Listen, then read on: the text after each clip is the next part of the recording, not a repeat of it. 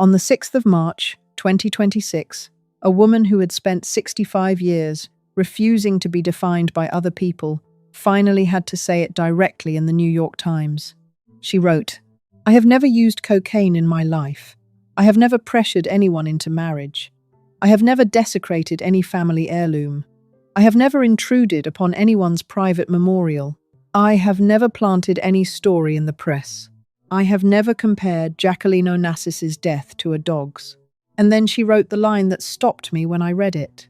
"It is appalling to me that I even have to defend myself against a television show." Her name is Daryl Hannah. And here is what I want to say before this video goes any further. This is not a video about Ryan Murphy. This is not a video about the FX series Love Story. This is not a video about John F. Kennedy Jr. or about Carolyn Bessette Kennedy or about any of the people whose names have been attached to Daryl Hannah's story for the past 30 years. This is a video about Daryl Hannah, about who she actually was, about what she actually built, about the specific, documented, extraordinary life that three powerful men spent the better part of 4 decades trying to overwrite with their own preferred version of who she should be. 3 men, 65 years, 1 woman who refused to disappear. The first time a powerful man tried to erase Daryl Hannah, she went quiet, because the legal machinery of the entertainment industry required it. The second time, she escaped through a fire escape, because the alternative was worse. The third time, she wrote an op-ed in the New York Times. Each time she survived, and this video is going to tell you why that survival matters. Not as inspiration, not as a feel-good story, but as the specific, documented, hard-won evidence that the world has been looking at Daryl Hannah from the wrong direction for a very long time. Stay with me, because she is considerably more interesting than the version any of those men wanted you to see. When Daryl Hannah was 6 years old, doctors told her mother to do something to her daughter that would have ended the story before it began. What her mother did instead, and what that decision cost and produced, is coming. And it is the foundation of everything else in this video. Daryl Hannah was born on the 3rd of December, 1960, in Chicago, Illinois. Her father, Donald Hannah, owned a tugboat and barge company. Her mother, Susan, was a producer and former schoolteacher. Her parents divorced when she was young. Her mother remarried a businessman named Gerald Wexler, brother of the celebrated cinematographer Haskell Wexler. Daryl grew up in Long Grove, Illinois, with her siblings Don and Paige and her maternal half-sister Tanya Wexler. By every external measure, a comfortable, privileged Midwestern childhood, a family with resources, a mother who was attentive. And here is what was happening inside that comfortable childhood that the world did not know for decades. Daryl Hannah could not sleep. She has described it herself, the insomnia that started young and never fully left. The nights when sleep would not come, and the only thing that helped was the light from a television screen. She became interested in movies, partly because movies were what was available in the dark hours when the rest of the house was quiet. She was also struggling in ways that nobody around her had the language to explain. She was emotionally isolated. School was difficult, not academically necessarily, but socially. The specific, consuming difficulty of a child who processes the world differently from the children around her and has no framework for understanding why. And when she was approximately 6 years old, her parents took her to doctors. The diagnosis was autism. In the early 1960s, the medical understanding of autism was considerably less developed than it is today. The options presented to her parents were blunt: medication, institutionalization, management of a condition that the medical establishment of that period treated as a deficit, requiring containment rather than a difference, requiring accommodation. Her mother said no, not a quiet no, not a reluctant compromise. A specific, documented refusal to follow the medical recommendation that her daughter be medicated and institutionalized. Instead, her mother made a decision that by any measure was unconventional. She moved with Daryl temporarily to Jamaica. The theory was that a change of environment might help, that the specific texture of a different place, different sounds, different rhythms, different demands, might provide what the institutional solutions were offering to take away. It worked, or rather Daryl worked. with the specific, focused determination of a child who had been told by the medical establishment that she was not capable and had decided, at some level below articulation, that this assessment was wrong. She returned.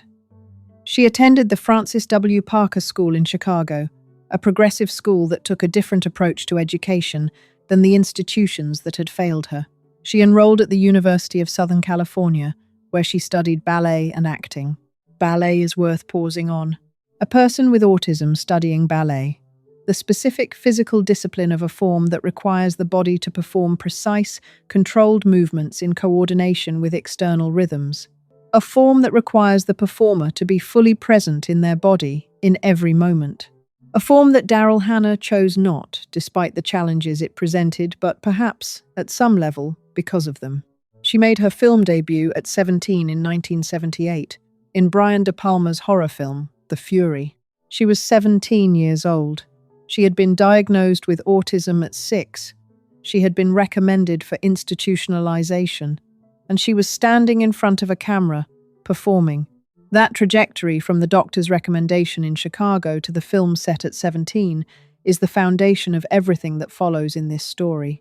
Because Daryl Hannah spent her entire career building something that the medical establishment of her childhood had told her she could not have. A life on her own terms. And then the men started trying to take it. Before any Kennedy, before Harvey Weinstein, before Ryan Murphy, there was a musician. And what happened inside that 9-year relationship, and what happened to Daryl's ability to tell her own truth about it, is the first documented attempt to control her story. That is coming. Before we get to the men, I want to spend time on what Daryl Hannah built on her own. Because the narrative of her life, the narrative that Ryan Murphy's series made worse rather than better, has always been organized around the men she was connected to, rather than the work she actually did. And that organizational principle has obscured something that the record shows clearly. Daryl Hannah was extraordinarily talented. In 1982, she was cast as Pris in Ridley Scott's Blade Runner, a science fiction film that is now considered one of the most important films in the history of the genre. She played a replicant, a manufactured human, designed to serve and to be discarded. She performed her own gymnastic stunts. She brought to the role a specific, physical, unsettling quality that the film required, a person who moves like a human, but whose relationship to humanity is fractured and strange. Daryl Hannah was 21 years old. She had been performing her own stunts since childhood, the specific physical competence of someone whose relationship to her own body had been shaped by years of ballet training. The role of Pris required precisely what she had spent years developing. The same year she appeared in Summer Lovers, a completely different film, a completely different register. The range was already visible. In 1984, Splash, Ron Howard directed. Tom Hanks co-starred. Daryl played Madison, a mermaid who falls in love with a human man, a role that required her to spend extended periods in water with her legs bound together to simulate a tail. A role that required the specific physical control of someone with years of ballet and stunt training. A role that she made so warm, so genuinely charming, so completely believable that the film became a significant hit and she received the Saturn Award for Best Actress. She was 23 years old. In 1987, Wall Street, Oliver Stone directed. Michael Douglas co-starred. She played Darian Taylor, the sophisticated girlfriend of Gordon Gekko, the complete opposite of Madison. A role that required social performance rather than physical performance.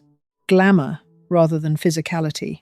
The same year, Roxanne, a modern retelling of Cyrano de Bergerac, Roger Ebert described her performance as sweet and gentle. In 1989, Steel Magnolias, Sally Field, Shirley MacLaine, Dolly Parton, Olympia Dukakis, Julia Roberts, one of the most celebrated ensembles in American film. Daryl Hannah was in it. By the end of the 1980s, Daryl Hannah had appeared in Blade Runner, Splash, Wall Street, and Steel Magnolias. These are not footnote films. These are culturally significant, commercially successful, critically recognized films. She had built through the specific, disciplined work of someone who had started training at a very young age. a career that positioned her among the most recognizable actresses of her generation. And then the 1990s arrived, and with them, the specific, documented, career-altering consequences of being a woman in Hollywood who attracted the attention of the wrong men. But first, the musician. The reason Daryl Hannah's film career stalled so significantly after the early 1990s, the specific, documented reason, is not about talent or choices, or the natural ebb of a Hollywood career. There was a man. There was a decision he made that Hollywood supported, and there was a silence that cost her years. That is coming. Jackson Browne was one of the most celebrated singer-songwriters of his generation. Running on Empty, The Pretender. These are songs that defined the 1970s and shaped what American rock music sounded like for a decade. Daryl Hannah began dating Jackson Browne in 1983. She was 22. He was 34. They appeared together publicly. They were photographed together. In 1985, she appeared in his music video for You're a Friend of Mine. She appeared in his video for Tender is the Night. She was in his world, his music, his public life. They were together for 9 years, until 1992. And here is what the public record shows about how that relationship ended and what happened afterward, documented, not alleged, in the legal proceedings that followed. In 1992, Fox Television broadcast an episode of a program that discussed allegations of domestic violence in the relationship. The allegations stated that Jackson Browne had been physically abusive toward Daryl Hannah. Jackson Browne sued for defamation. And here is the specific, important detail that almost no coverage of this story includes when discussing what happened to Daryl Hannah's career in the 1990s. He won. Not in the sense that the allegations were definitively disproven in a court proceeding that examined the evidence fully. The lawsuit was settled. Fox Television issued a retraction. The legal machinery of the entertainment industry produced an outcome that removed the allegations from the public record in the specific way that settlements remove things not through truth, but through legal conclusion. The allegations disappeared. Daryl Hannah's ability to discuss what had happened inside that 9-year relationship to tell her own story, in her own words, was constrained by the legal outcome in ways that the settlement terms governed. She went quiet. Not because she had nothing to say, but because the legal and professional consequences of saying it were specific and documented and enforceable. This is the first time a powerful man tried to control Daryl Hannah's narrative. He did not succeed in the sense that she disappeared. She continued working. The 1990s produced Grumpy Old Men, Attack of the 50-Foot Woman, The Last Days of Frankie the Fly, various television films. She continued to perform. She continued to exist professionally. But the specific, documented silence around her 9-year relationship with one of the most celebrated musicians in America, the silence that was produced not by her choice, but by the legal consequences of his suit, shaped the public. Understanding of who she was in ways that served his narrative, rather than hers. She could not tell her story, so the story was told without her. And then, the Kennedy. Daryl Hannah met John F. Kennedy Jr. in the early 1980s on a family vacation. They reconnected in 1988.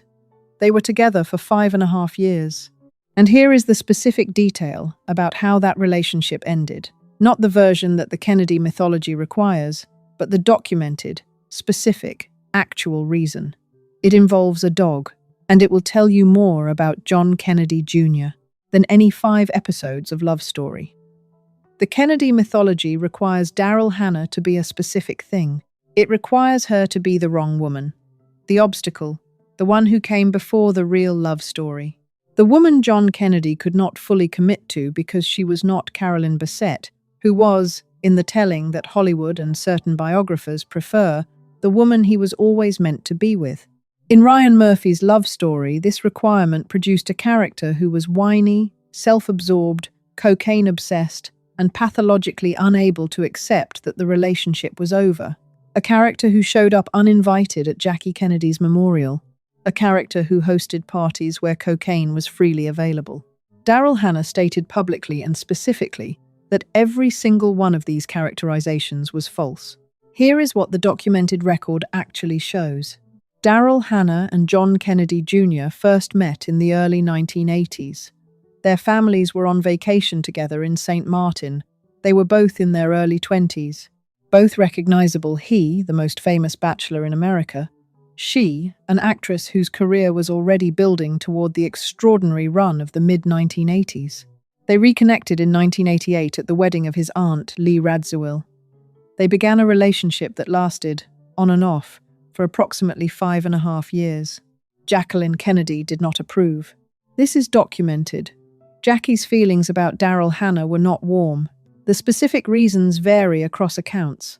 Some suggest Jackie found her too unconventional, too Hollywood, too different from the kind of woman she envisioned for her son. Whatever the specific reasons, Jackie made her position known. And here is what is also documented, and what the love story version of events obscures. John Kennedy Jr. continued the relationship for 5.5 years despite his mother's disapproval.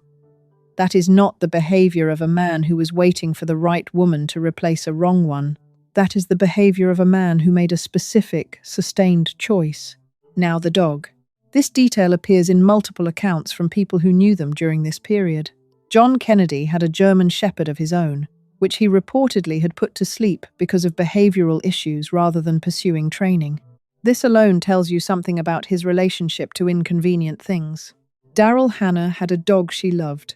While John Kennedy was responsible for the dog by accounts that appear in multiple sources, the dog got loose, got hit by a car, died. Daryl Hannah stopped talking to him. Not immediately, not in a single dramatic confrontation, but the relationship, which had been on and off throughout its duration, effectively ended in the aftermath of that loss. Her dog, his carelessness, her decision. Jackie Kennedy died in May 1994. John Kennedy began seriously pursuing Carolyn Bessette shortly thereafter. He married Carolyn in September 1996, 2 years after his mother's death. Now here is what the love story version of events requires you to believe about Daryl Hannah in the aftermath of all of this. That she was desperate, that she was unable to let go, that she pursued him beyond the point of reason, that she showed up at his mother's memorial and behaved inappropriately. Daryl Hannah stated specifically and publicly that none of this happened. And here is what the broader record of her life in the 1990s. The life she was actually living while the Kennedy mythology was constructing its preferred version of who she was shows. She was working. She was developing her environmental activism, which by the mid-1990s was already consuming a significant portion of her energy and attention. She was, by the accounts of people who knew her during this period, a woman who was getting on with her life in the specific, private way of someone who had always valued privacy over performance. She was not pining. She was living. And then Harvey Weinstein walked into her life. Harvey Weinstein tried to break into Daryl Hannah's hotel room during the production of Kill Bill. She escaped through a fire escape. What happened to her career in the years that followed, the specific, documented pattern of professional sabotage, is what nobody discusses when they talk about Daryl Hannah's filmography. That is coming. Kill Bill. Quentin Tarantino directed. Uma Thurman starred. It was released in 2003, the first volume, and 2004, the second. It is now considered one of the most celebrated action films of its era. Daryl Hannah played Elle Driver, a one-eyed assassin, a villain of extraordinary specificity and menace. She received the Saturn Award for Best Supporting Actress. She received a nomination for the Satellite Award for Best Supporting Actress. The MTV Movie Award for Best Fight, shared with Uma Thurman. The performance was remarkable. It was a comeback, the word the reviews of the period used. After the career stagnation of the late 1990s, after a series of films that did not match the ambitions of her earlier work, Daryl Hannah had delivered a performance that reminded the industry and the audience why she had been A-list in the first place.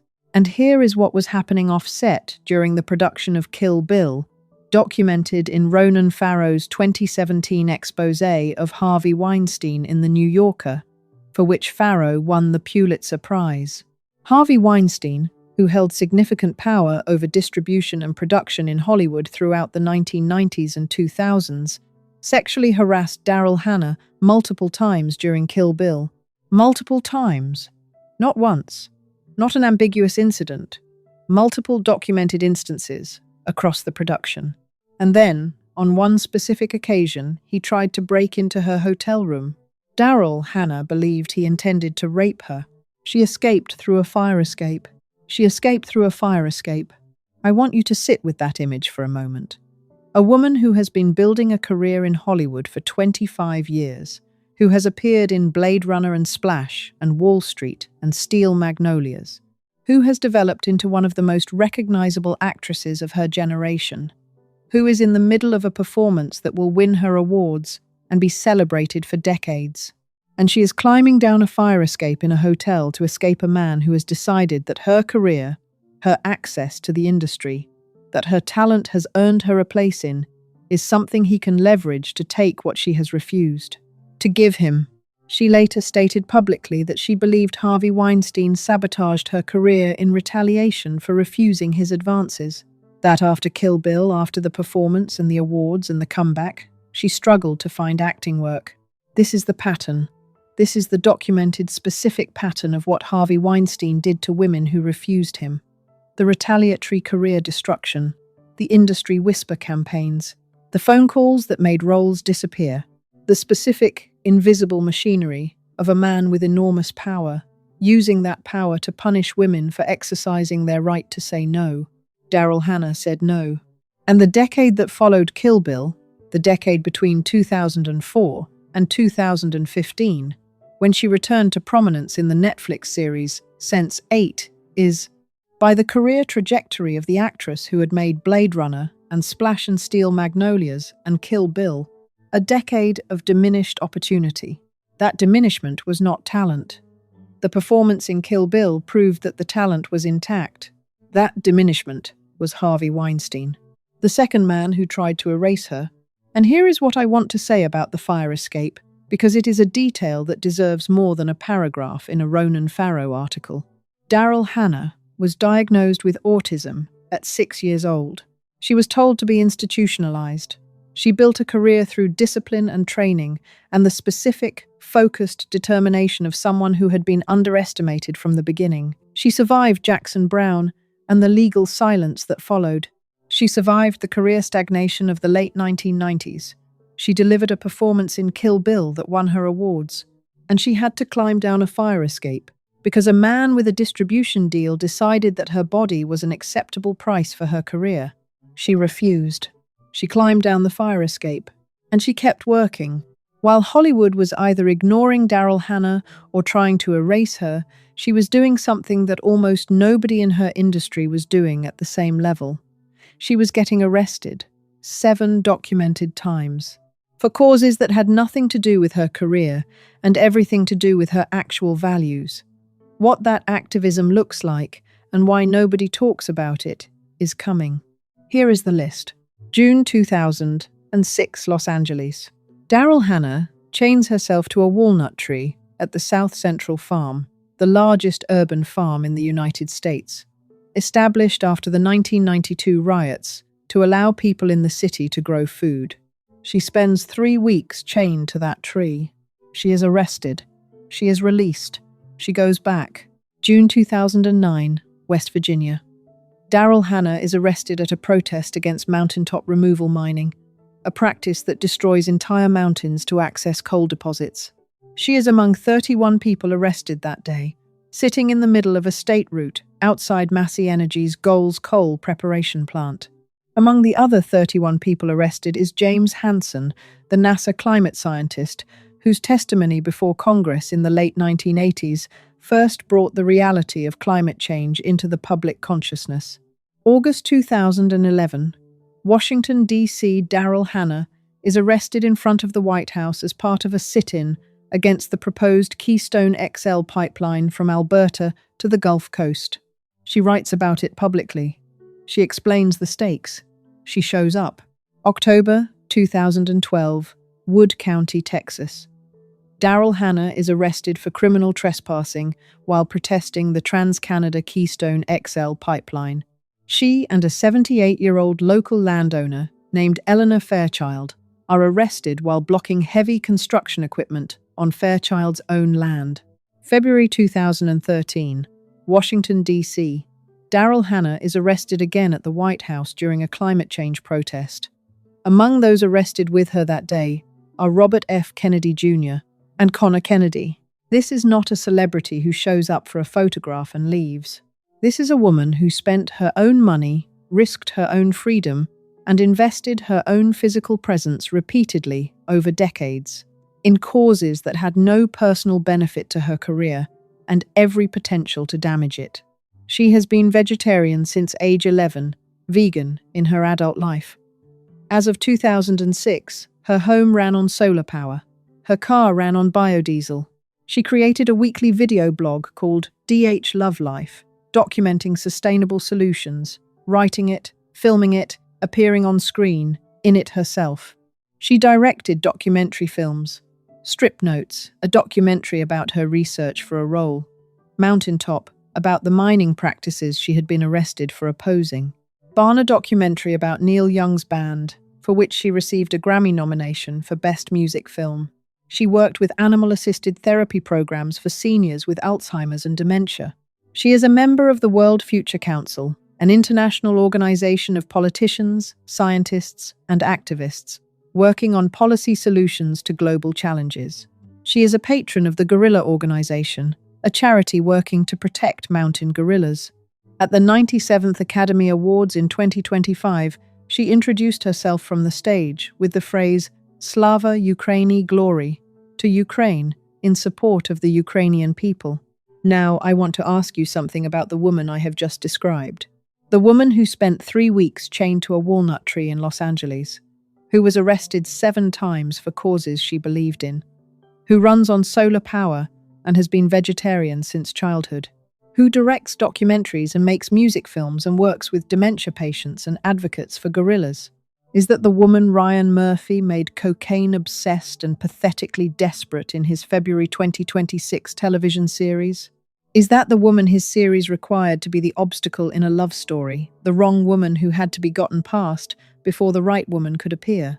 Of course it is not, because if the world knew who Daryl Hannah actually was, the full, documented, extraordinary person behind the image the character Ryan Murphy needed her to be, would have been immediately, obviously, laughably false. So the world was not told who she actually was, until she told them herself. On the 6th of March, 2026, Daryl Hannah published an op-ed in the New York Times, titled, "How Can Love Story Get Away with This?" She wrote about the character that Ryan Murphy's series had created using her real name. She documented specifically what that character did in the series that she had never done in her life. She named the death threats she had received from viewers who believed the fictional portrayal was factual. And she wrote a line that I keep returning to. Real names are not fictional tools. They belong to real lives. That line is about more than love story. That line is about the entire mechanism, the specific, institutional mechanism by which powerful men have used Daryl Hannah's name throughout her life as material for their own preferred narratives. Jackson Brown used her name. His defamation suit shaped what the public was allowed to know about what happened inside their 9-year relationship. Her name, her story, became material that his legal team managed rather than something she was allowed to tell. Harvey Weinstein used her name. Not in public, but in the invisible industry, whisper campaigns that determined what roles she was offered after Kill Bill. Her name, her career became material that his power managed rather than something her talent controlled. Ryan Murphy used her name. He put it on screen in front of millions of people and attached it to a character who did things she had never done. Her name, her reputation, became material for his storytelling rather than something she owned. Real names are not fictional tools. They belong to real lives. She is 65 years old. She is married to Neil Young. They have been together since 2014 and married since 2018. She directed his Coastal documentary in 2025, a behind-the-scenes look at his concert tour. She received a Grammy nomination for Best Music Film. She continues to do the work she has always done. The doctors who wanted to institutionalize her at 6 years old, they are gone. The legal settlement that silenced her about what happened with Jackson Brown, it is in the past. Harvey Weinstein was convicted in 2020. His conviction was overturned, and then he was convicted again. The industry he controlled with the specific, lethal authority that sent Daryl Hannah down a fire escape, that industry has been forced to reckon, however imperfectly, with what it allowed him to do. Ryan Murphy's television series is still streaming, but Daryl Hannah's op-ed is also still there, in the New York Times, with her name on it, saying the things she was not able to say for 30 years. Here is what I take from the life of Daryl Hannah. She was told at 6 that she could not function in the world. She built a career that spanned 50 years. She was told by legal machinery that she could not speak her own truth. She waited, and then she spoke it. She was sent down a fire escape by a man who believed her career was his to give or take. She kept working. She was made into a villain on international television by a man who needed her to be an obstacle. She wrote an op-ed. None of them silenced her permanently. None of them defined her finally. None of them won. Because Daryl Hannah was never the character any of them needed her to be.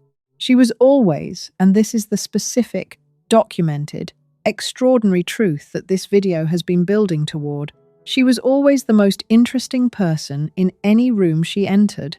Not because of who she dated, not because of whose wedding she attended, or whose memorial she did or did not intrude upon. Because she chained herself to a walnut tree for 3 weeks to protect a farm in south-central Los Angeles. Because she climbed down a fire escape rather than trade her dignity for a role. Because she was 6 years old when the world tried to contain her, and 65 when it tried again, and both times, she refused. Before you go, I want to ask you something. Ryan Murphy's series gave Daryl Hannah's character exactly one function to be the woman John Kennedy Jr. had to leave behind before he could find the right woman. But here is what the documented record of Daryl Hannah's actual life shows. The right woman was already there. She had been there since 1960. And she did not need John Kennedy Jr., or Jackson Brown, or Harvey Weinstein, or Ryan Murphy to tell her who she was. Does it feel like justice that it took a television series about someone else's love story 30 years later to finally make the world ask that question? Leave your answer below. I read every single comment. If this video moved you, please share it. Because Daryl Hannah has been the supporting character in other people's narratives for 30 years. This video belongs entirely to her. She was never the obstacle. She was always the story. Next, Unsolved Fame goes deeper into the world of women that Hollywood built, used, and then tried to forget. A woman whose connection to the world you have heard about today runs deeper than most people realize, and whose specific survival against a system that was very specifically designed to consume her will make this video feel suddenly and uncomfortably familiar. Subscribe so you do not miss it. This is Mary of Shadows. Thank you for being here.